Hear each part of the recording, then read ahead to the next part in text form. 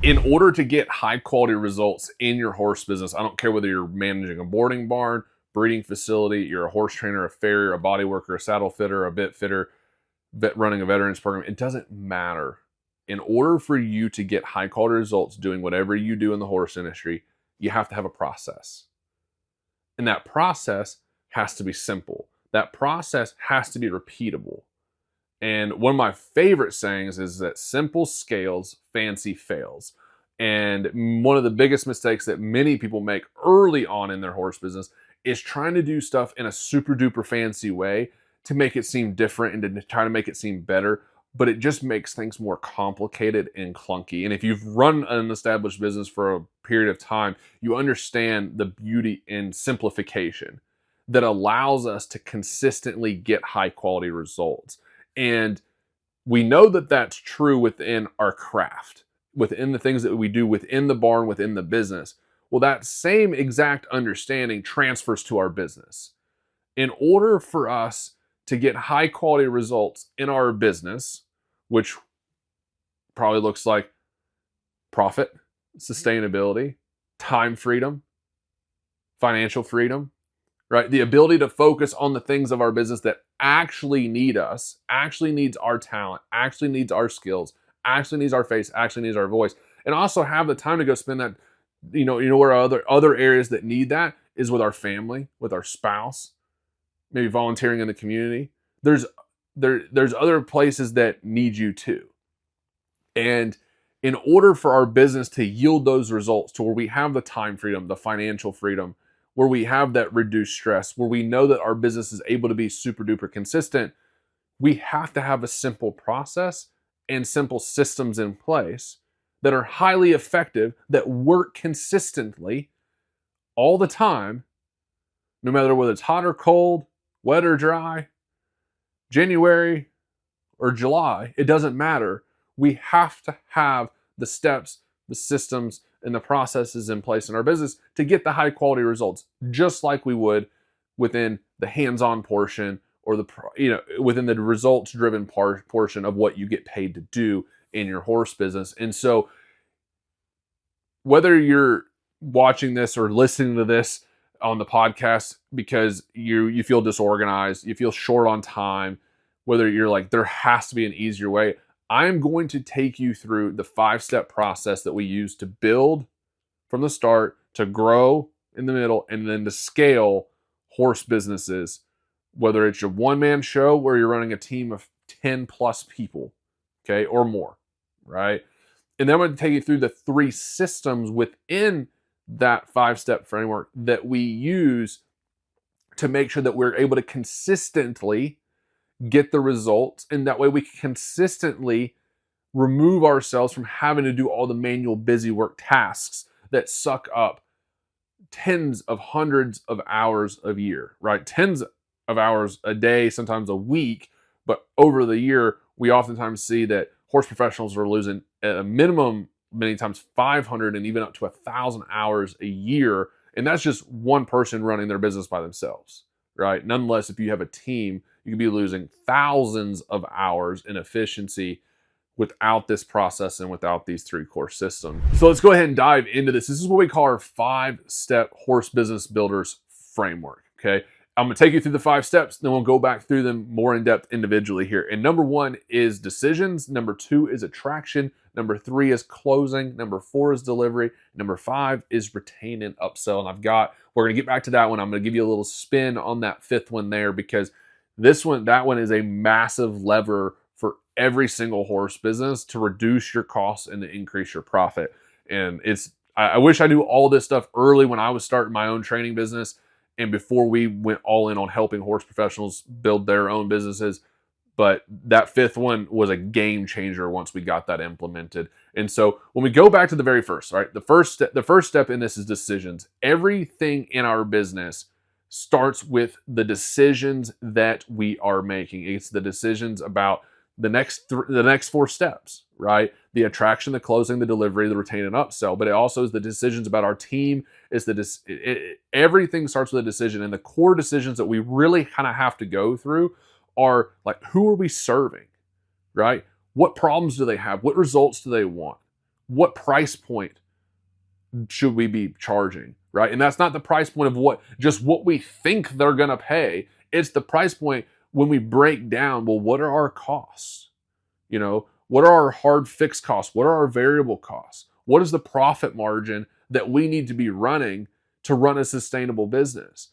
And how do we make sure that who we're serving, the results that they have in alignment, the results that they want, the problems that they need solved, and our pricing, how do we make sure all of that is in alignment?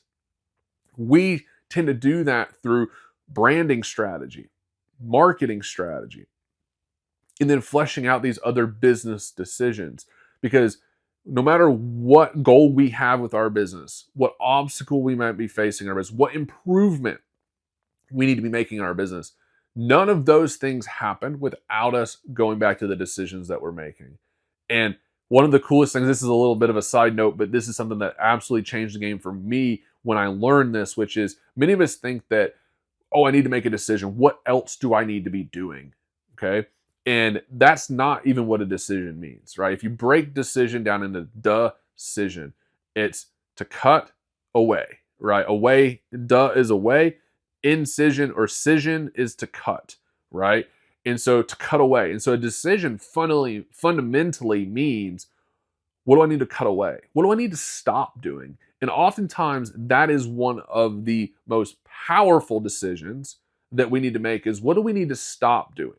And as a business owner, that means what am I telling myself? What beliefs do I need to cut away? If you're like, hey, well, I don't think you can actually build a profitable business in the horse industry. Well, you probably should cut that decision.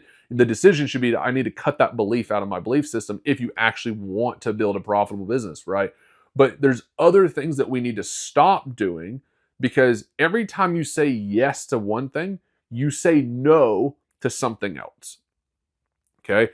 And one of the most powerful decisions that I made when I was running my training business and teaching clinics and on that path was making the decision and shifting my belief around the fact that I had to be the one that did everything. Right? In the beginning, I was like, well, I'm a special apple, so I have to be the one that sends every Facebook message, that texts every single person back, that emails every single person back, that jumps on every single phone call, that handles every clinic inquiry, that handles every training horse inquiry, that trains every horse, that cleans every stall, that bathes every horse off, that saddles every horse, that brushes every horse off, right? And the list goes on and on and on and on. And I had to be the one that did everything. There was no more of me left to go around. And then you end up in this conundrum, this predicament of like, well, how am I possibly going to get all this stuff done? And then you realize that if you're actually serious about your mission of serving your horses, serving your clients, serving your students, serving your customers at the highest level, that your time, your effort, your energy should be focused in the areas that actually serve them, not all the other ways, right? And that doesn't mean that the other things are not important. There's just A-list priorities, B-list priorities, C-list priorities, D-list priorities. They all have to be done in a business, right? A stall being cleaned really well, a barn aisle being swept, the cobwebs being knocked down, right? Whatever it is, are all very important things that have to be done. The question is, do you have to be the one that does them? And those that continue to hold themselves back say, yes, I have to be the one that does everything. Well, you're only going to be able to grow so far, and you're going to get stressed, you're going to get burnout, you're going to go through the overwhelm, because you're working with a limited resource of your time, your effort, and your energy. And as a business owner, we have to decide, we have to make a decision. Am I building myself a business, or am I creating myself a job with a ton of overhead? Because a lot of horse professionals have built themselves a job with a ton of overhead, right? When they stop working, their business stops working, which is what happens when you work a job. If you don't go to work, you don't get paid. Except for at work, they provide you with the tools, they provide you with the customers, they provide you with all these things. So you've basically just created yourself a job where you have to have your own customers, you have to provide your own tools, you have to put in all the inputs. You don't have a company card because it's your card, right? Like, that's what a lot of professionals do. And you have to make the decision, am I going to create my, and this may or not be where you're at, but if you're not there and you're beyond this, then you'll resonate with this, which is, Either you're going to create yourself your job, or you're going to run an actual business. We're here to help you guys run real businesses, because real businesses continue working even when you take a weekend off, even when you need to go spend an afternoon with your kids, even when you want to go on a family vacation, right? Even when you go ride your own horses. Businesses actually work for you because they don't just crumble when you step away, right? That doesn't mean that you're not involved, and that doesn't mean that you've completely stepped yourself out of your business. Many of us don't want to step out of our businesses. Why? Because we love what we do, but we want to be able to spend our time in the areas that we enjoy and that we actually get paid for. And that's what we're supposed to be doing. But we have to make the decision then to cut away all the other things that are holding us back from that. And to cut away might mean to cut away off of our list, but to also then go, well, then how am I going to get these things done? Okay. So then we move into step number 2, because this is really where, like, we have to make the decisions and then we got to get to work. Right. And so the attraction step is not just what we do, it's how we do it. We call it attraction because that's how we get customers. We want to attract the right customers to us. We're not trying to convince people. We're not trying to manipulate people, right? We don't want to work with people that have been convinced and manipulated, because that's going to be a really rough experience for us as a business owner and for them as a client or a customer or a student. So we don't want to work with, and it all comes into how you get them, right? Businesses that convince and manipulate, they absolutely dread working with their customers and their clients and their students because of how they got them there in their business. Fundamentally, though, on a business level, your attraction is your marketing, right? If we don't have people that know we exist and that are interested in working with us and they're curious about how we can help them, we don't have a business, right? So the very first step we have to do is we have to go make sure that people know that we exist, know that, and then they can get to know us. This is a very well-known framework of they have to get to know us, they have to get to like us, they have to get to trust us. And they have to do all those things before they'll ever pay us. And so marketing is the process of people understanding who you help and how you can help them. Marketing is merely getting your message to the people that you can help about how you can help them, and then developing that relationship with them so they can decide, hey, do I like this person? Does this person share similar values? Do they look like they're experienced enough and they can actually help me achieve the results that I want or overcome the problems that I'm facing, right? And so we have to assume from a business standpoint, one of the most healthy assumptions that we can make is our assumption that no one knows we exist. If you make the assumption that no one knows you exist, you will go all in on making sure that people do know you exist. And you have to make sure that that message, that's why we do a branding and a messaging strategy in the decision-making process, is because your messaging is customer focused. This affects everything from your social media posts to your YouTube videos to your podcast to how the copy on your website is written. It should be customer focused first. It's about them. It's about their goals, their hopes, their dreams, their results that they want, and then connecting connecting their journey of where they're at and where they want to get to with how you can help them get there, with you being the bridge that can help them get there so that you can actually serve them, so that you can actually help them. And so that part is really, really, really important. And when we assume that no one knows we exist, we can go all in on making sure that they know us. We can be consistent so they can get to like us. And then we can be real, we can be authentic, we can be us. We can step into the values that we have as a business so they can go, do I actually trust these people? Right? And it's always the best policy is to be you, to step into what your program actually stands for, what your business actually stands for, because that will attract the right people, right? If you try to be something you're not, if you try to pander, then you will attract a whole different type of person. And then if you're a farrier and you've attracted different types of clients than the type of person that you actually are, when you go into those facilities, you basically got to be someone you're not. Otherwise, you're going to upset the apple cart, right? And so it's always better to be real, to be authentic in that marketing content and attract the right people to you. Now, we've done other videos in terms of like the more detailed breakdown on the marketing piece, but the whole focus of this is going through the 5 pieces, right? And within the marketing, what I will tell you is there's 4 ways to get attention, right? There's organic marketing, ads, referrals and affiliates, and then direct outbound. And then there's 4 steps that you need to follow within the marketing process to get them to the next step, which is you have to get their attention, which is what we talked about. You have to keep their attention, okay? You have to be able to nurture that attention, and we have to be able to direct that attention, okay? Keeping and nurturing are pivotal, and relying on social media alone to do that is a horrible, horrible business decision. Because right now, at the time that we're making this video, which is basically November of 2025, your Facebook reaches about 1.5% of your organic audience, and your Instagram reaches about 3.5% of your organic audience. So put that in perspective. If you have 1,000 followers on Facebook, you're going to reach 15 people. And if you're on Instagram, you have 1,000 followers, you're going to reach 35 people. Now, what are the chances if you post 3 times in a row that you're going to reach the same 15 people over each time?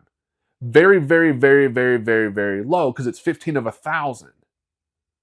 Okay? Or 35 of 1,000. And so, in order to be able to get people to know you, like you, trust you, you have to reach them consistently, which is why we say to get their attention, you have to keep it so that you can nurture it consistently. Relationships are not formed over spotty 1 time a month or 1 time a week messages. I mean, relationships are built through consistency.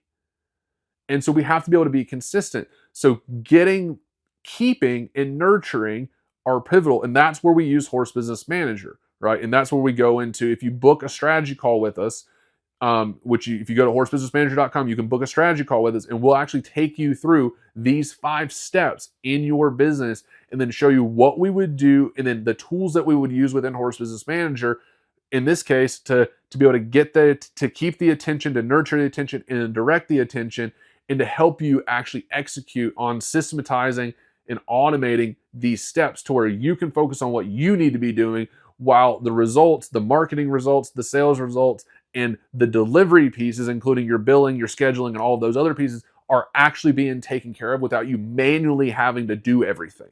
Okay, so if that would be helpful for your business, I'll drop a link to the strategy call down below. You'll just pick a day and a time that works best for you, fill out a quick form, gives us some details on your business. That way we can make the most of our time together when we jump on that strategy call, and we can go through all of that, right?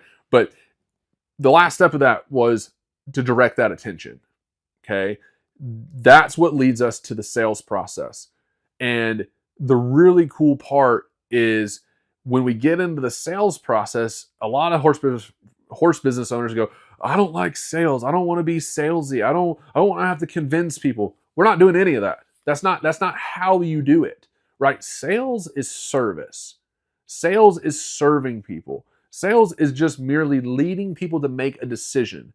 And if you can help them, if they're the right person for your business, if their horse is the right horse for your business, and you can actually help them, then the best way that you can serve them is to make sure it's abundantly clear in how you communicate that you can help them. But you're not going to convince them to do that. You can persuade them, and some of you guys might be going, well, that's the same thing. It's not. If you look up the definition, there's what you do to convince somebody and what you do to persuade somebody is totally different. Convincing is completely focused around your own benefit. When people convince people to do things, they manipulate people to do things for the person's best interest that was doing the convincing, right? That's where like, well, they convinced me to do it, which means there's resentment in that because you were convinced to do something that was not in your best interest. That's what sleazy people do. Persuading people to do something is different. When you persuade someone to do something, you're doing it because it has their best interest in mind. Okay? that it's really, really important that we break this stuff down. And I try to be very real and very raw with you guys about this, because if our belief system and our perspective is off, it affects the results that we get at every step of the process. And so sales is service. When we take them, it's the journey of them going, saying, hey, I'm kind of curious, right? Because they've gotten to know you, like you, trust you, and we've directed that attention, which means they said, hey, I'm kind of curious about how you could help me. I'm curious about how you could help my horse. And sales is the journey of them going from curious to finding the serious ones. Not everybody that's going to be curious is going to be serious. And so we use a process within Horse Business Manager that helps people initially self-select, so you don't waste time with tire kickers. So those that say, hey, I'm kind of curious, they can get some information. They can go through the first couple steps of the process and go, yeah, that's not for me. And they don't waste your time asking 20,000 questions, the same 20,000 questions that you have to answer for everybody in Facebook Messenger right now.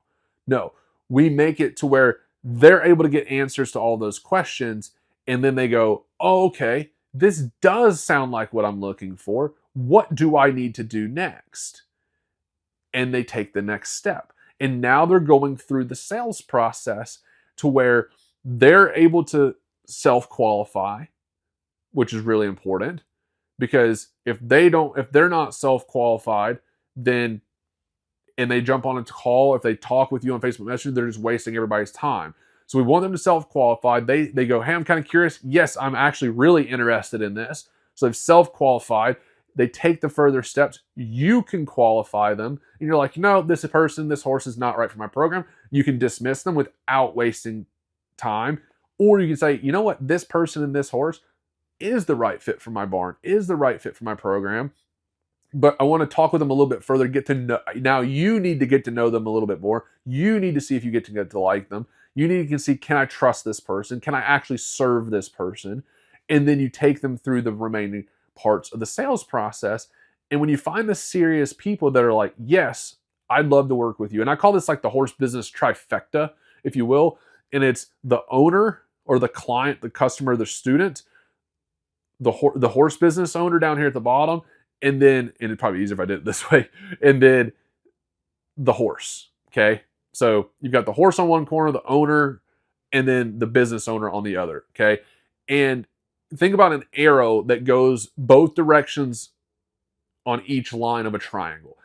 It's important that it's a good fit. So not every owner is for every business owner, not every business owner is for every owner, not every business owner is for every horse, not every horse is for every business owner, not every horse is for every owner, not every owner is for every horse, right? The sales process is making sure that that trifecta is in alignment. Because if you're not the right fit for that owner, you shouldn't serve them, right? And if you did try to get them to come into your business, you'd just be convincing them to do that, not actually serving them. And so once they've self-qualified and you've done the initial qualification and you're like, yes, I do want to take this to the next step. I do want to talk with them a little bit further just to make sure that this trifecta is in alignment and that I'm actually the right one to serve them in all capacities, then you take that step. And that's what that sales call becomes, right? Is initially doing the last step of qualification. And then if it's all in alignment, you go through the details, then it's getting them to commit. And the sales process goes from them being curious to committed with signed agreements, contracts, enrollment agreements, whatever that case may be, and then actually paying. Putting a deposit down, paying in full, having that skin in the game. People are not committed until they've signed a contract and they've actually put a deposit or paid for what it is they have coming up. If they don't have that kind of skin in the game, anyone that's been in business longer than like an hour will tell you that there will be people that will flake out. They will sound all on board, completely on board. They're not going anywhere. And then the time comes closer to where it's time for you to show up to their farm. It's time for their horse to show up to your program, whatever the case is. You try to reach out to them. Either they text you back, they won't pick up the phone, and then they send you some text message like, oh, sorry, we had a change of plans or something happened, or they completely ghost you altogether, right? So the sales process is not complete until they're actually committed. Once they are committed, then with a contract deposit or payment of some type, you go to the delivery process, right? And the very first part of the delivery process is to reinforce the sales, right? Is to reinforce their decision to commit. And that's a pro tip of pro tips, because most horse business owners miss that. Is they get the commitment and then they just move on to the like, okay, we'll see you in 6 weeks when you drop your horse off. And us as consumers, we all buy things. And probably all of us at some point have had something called buyer's remorse, or a little bit of like, oh, should I have done that? Should I have really done that? And so the first step in the delivery process is making sure that you've reinforced that decision in a very personal and authentic way, right? But you can do that consistently in an automated way that reinforces that, right? So that's what we help you with within Horse Business Manager. That's what we can go into with you on the strategy call. And I'm mentioning this several times because there's a lot of detail in this. And the best way that I can provide the most value to you and your business is to hop on a call with you and take you through this, right? And to show and to look at your business and then to show you, hey, this is how we would map this out. Because exactly how you're going to do this in your business will depend on your business, depend on your value system, your communication, exactly what you have to offer. Now, we work with horse professionals all across the world in almost every different type of niche, right? So no doubt we can help provide some guidance here and some clarification, and then even the systems to support what you're doing, so that way you can actually go focus on, getting horses shod, getting horses trained, helping them feel better on the physical side. Like whatever it is that you do, that's where you need to spend your time. But you go through that, and the delivery process is high quality results, high quality customer experiences. And a big, big, big piece of this is scheduling, communications, and payments, right? Like those are monstrous elements of every horse business. And then you have the day-to-day operations, right? Day-to-day tasks that have to get done. And we talked about that at the beginning of this video, are the things that just have to get done on a daily basis that may not be A-list issues or A-list priorities, but they're still B, C, D priorities that have to get done every single day, right? And so you have day-to-day operations of task management, prioritization, making sure water buckets get scrubbed out, making sure stalls get cleaned, making sure fences get mended, making sure that the tire on the truck got filled up with air, like whatever the case is, that shoes got restocked in the back of the truck, all the stuff that goes into things that just have to get done. And it's the things that have to get done that we don't necessarily get paid for, which is the scheduling, the communications, doing the billing, and running the day-to-day operations. All of those things have to be done. And it's where most horse professionals lose the most time. Most horse professionals spend all their time doing those things, and then they don't do the marketing and they don't do the sales until they absolutely have to, right? But every successful business that ever was created finds ways to systematize and automate the marketing, the sales, and the pieces of delivery that do not require them, right? The most affordable way to do that for businesses is using systems, because systems work 24/7, 365. That's what Horse Business Manager does, right?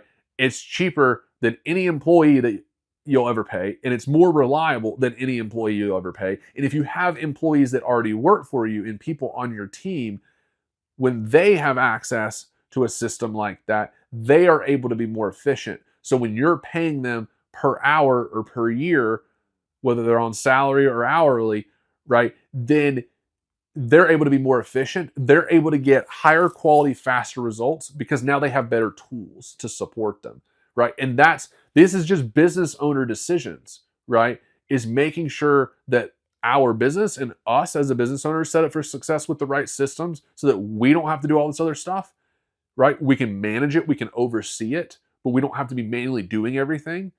And then also, if we have people on our team, that they have the best tools that they possibly need to have so that they can get the best results possible, right? Whether that's communications, delivering results, getting the billing done, all of that stuff, right? And so the delivery mechanism, right? Within the marketing and the sales, we have a 4-step process in the marketing, a 6-step process in the sales. The delivery, it's the 4 pillars that I just went through, right?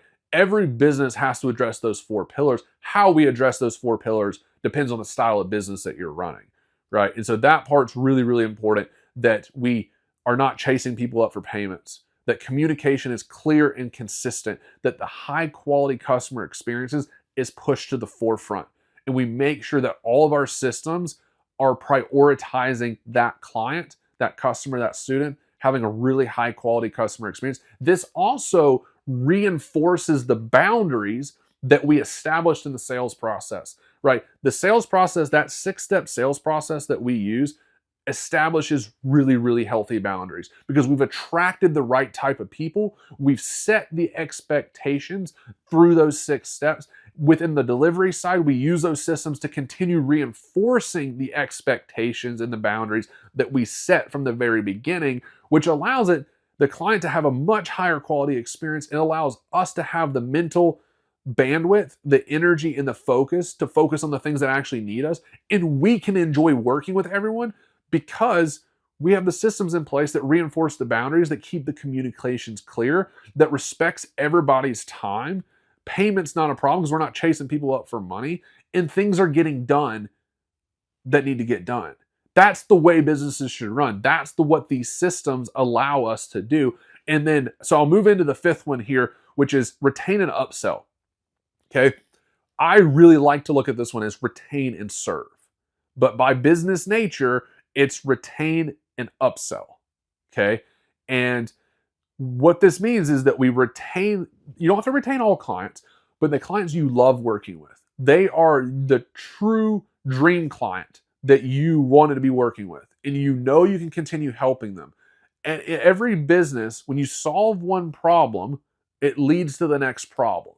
If you train a horse and it's getting ready to go home, then that owner oftentimes runs into a problem of being able to maintain the progress that horse had in training, for example, right? And you can think about this in every different type of your business, right? You could work on saddle fit, and then over time, that horse's body is going to change. So then they come into a new problem. How do I know if my horse's body is changing? What do I do if my horse's body is changing, right? And then that becomes a new problem.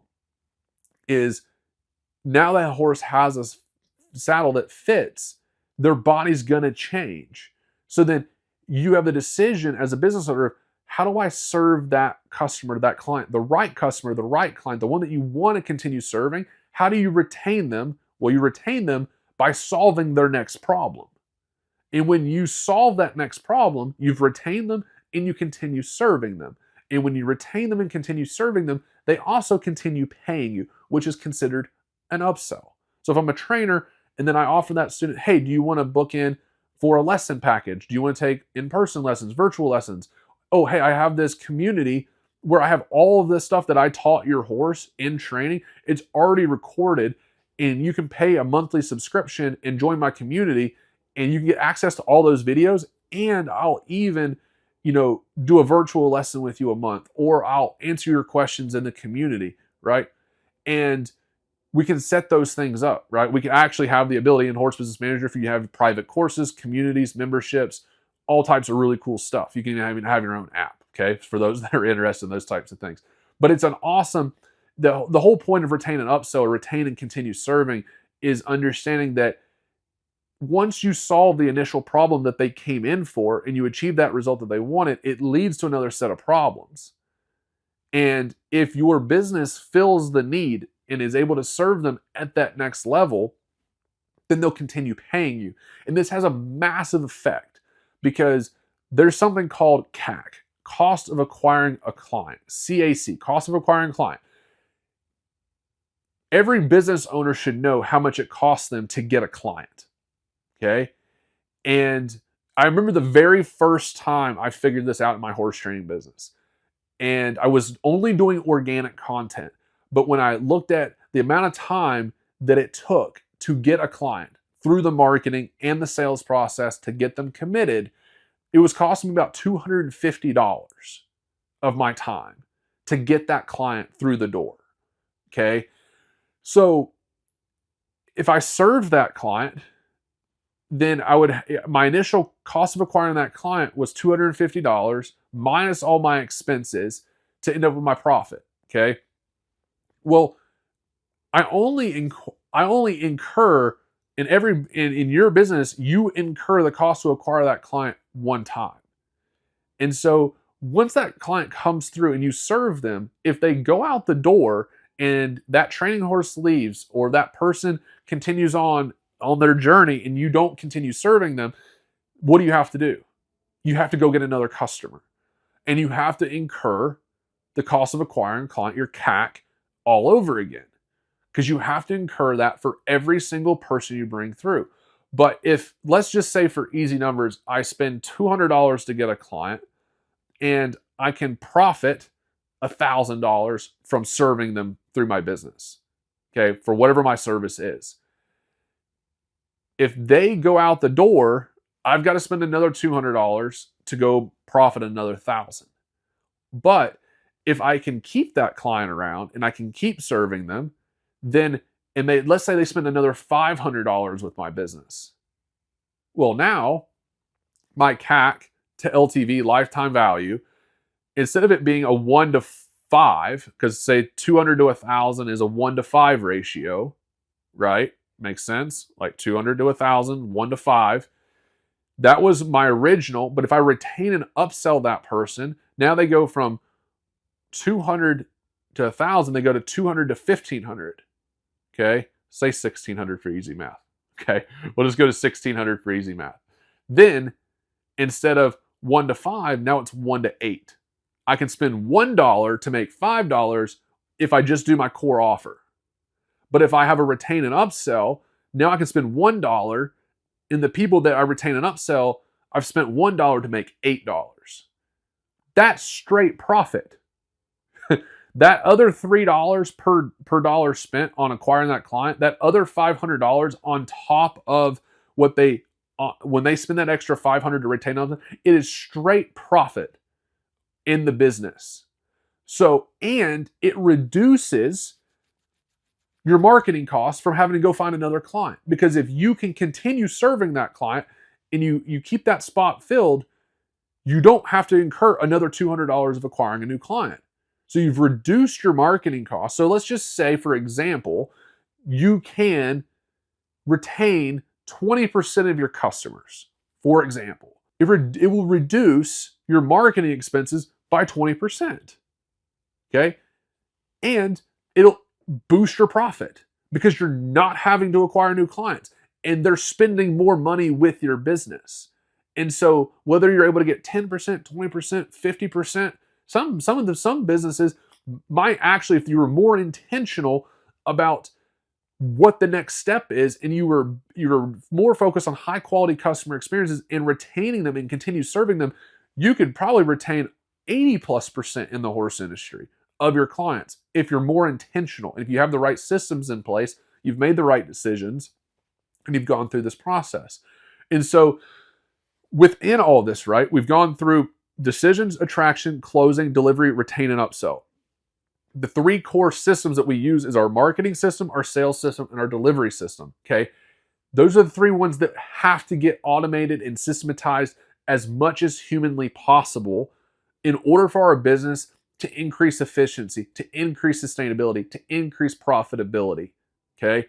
And then in the marketing, we have 4 steps. In the sales, we have 6-step process. And in the delivery, we have the 4-step pillars that we have to address within all of our horse businesses in order to make these things happen, right? So I hope that at the very core of this video, it provides you some clarity of a process that you can follow to be able to build your business if you're at that stage, grow your business if you're at that stage, or scale your business if you're at that stage, and then make it very clear on the systems that you need to have in place. And so if you want our help taking you through these 5 steps, looking at your business with where you're at, what you need to do next and the exact systems to implement so that you can have more sustainability, more efficiency, more organization, and more profitability in your business, then I'll drop that link so you can go book a strategy call, completely free. We'll dive in there and we'll go through this with you in your business. And guys, let us know what other questions you have, anything like that. Be sure to drop them in the comments. And I certainly hope that this serves you on your journey.